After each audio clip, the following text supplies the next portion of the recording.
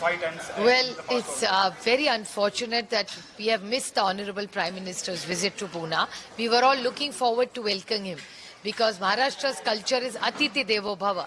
A guest must be welcomed. So we clearly were hoping that he would come.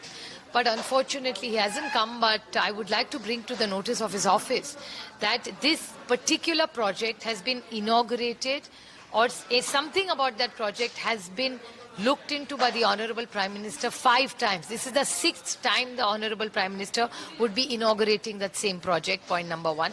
Point number 2, I, with full humility and humbleness, request the Honorable Prime Minister with full humility and request him on behalf of people of Pune that please online open it or request the administration of Pune to start the metro immediately so it helps the citizens of the city and not wait for the next visit of the Honorable Prime Minister. Yesterday, Amit Shah ji was the sources says that he has instructed his party workers that we need to win many seats with us also, and for that we need to stop Sharad Pawar. It's so strange and it's so interesting that the only obsession that they have is not to serve the state.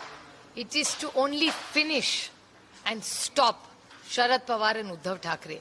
I'm surprised that it's such a coincidence. Imagine 5 years ago today, Shri Sharad Pawar was sent a ED notice. Exactly 5 years to the date. It was today.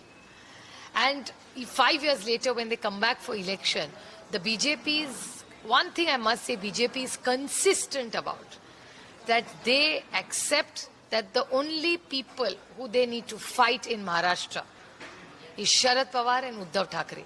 5 years ago, they sent Sharad Pawar an ED notice and you saw what happened. The same thing they did, and consistently their local leadership also always says that the only thing BJP wants to achieve is to finish Sharad Pawar and finish Uddhav Thackeray. But what I'm curious about is what happens to the entire leadership who fought in the BJP. What about the BJP Karyakarta? When we were in power and BJP was in opposition, they had wonderful leaders in Maharashtra who worked very hard to bring BJP to power. What happened to that entire leadership?